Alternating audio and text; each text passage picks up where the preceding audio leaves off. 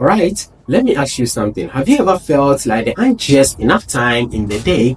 I used to feel the same way too. But over the years, I've read books, listened to podcasts, and then soaked into audiobooks about time management and productivity. And I took those lessons and then made them work for me. So back in my sales days, I hit top performance because I learned how to manage my time like a pro. Now, as a writer and a creator, these same tips keeps me productive and on track. So in this video, I'm going to share 5 simple tips that changed my life, and they might just do the same for you.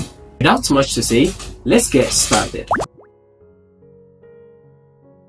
Back in my sales days, I used to start my morning by just jumping straight into emails or rushing to make calls. But one day at a seminar, a mentor said, the way you start your morning set the tone for the rest of the day.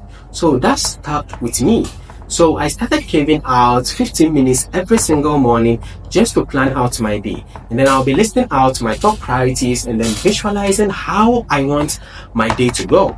And guess what? This small change gave me clarity and control, even on my busiest days. So now what I do is I pair this practice with something I learned from Hal Elrod's book. You don't even have to read the book necessarily. You can listen to the audio program like I did in The Miracle Morning. And he said in this book, creating a simple morning routine that includes silence, affirmation, and goal setting. So when you do that, it's like giving your day a head start. And trust me, when you start your day with intention, you don't just manage your time, you master it too. A few years ago, a writer friend introduced me to time blogging, and he had this colorful planner with sections blocked out for writing, editing, and even relaxation. So I was really skeptical at first, but I decided to give it a try. So instead of multitasking, I scheduled focused time of chunks for specific tasks like writing articles or researching ideas. And guess what? The difference was really incredible. I felt more focused and then got twice as much done. Today, I use this strategy religiously. And this strategy is just like telling your brain, hey, for the next 2 hours, this is all we are doing. And Cal Newport, in his book, Deep Work, explains this perfectly in my opinion. He said, work deeply and you could produce an elite level. And time blogging isn't just about getting things done, it's also about doing things better.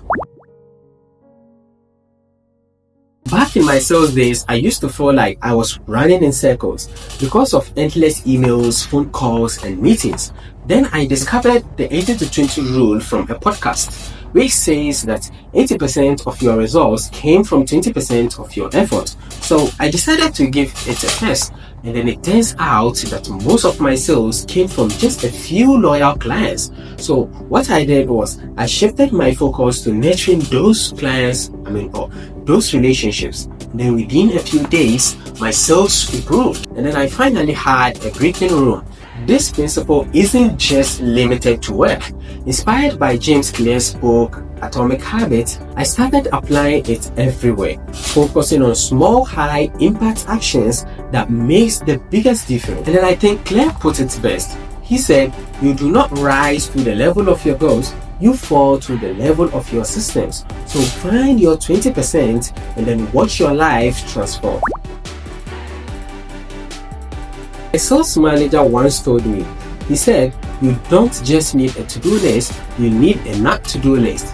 So at first I laughed it off, but then I realized that I was saying yes to too many things. Things like, projects, events, or even unnecessary social outings. I was stretched too thin. So when I started saying no to distractions, I created more time for the things that truly mattered to me. Things like writing and self-improvement. So saying no isn't just easy, but it's really empowering. As Steve Jobs famously said, focusing is about saying no. And every time you say no to something unimportant, you are saying yes to your goals and growth.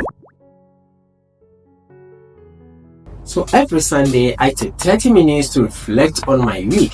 So I learned this habit from a sales manager who would sit down with his team every single Friday to review wins, losses, and then what needed improving. So I was really inspired by that idea, and then I started doing it for myself. So I would sit down and then ask myself, what worked, what didn't, and then what can I do better next week. And then this simple practice has really been a game changer for me.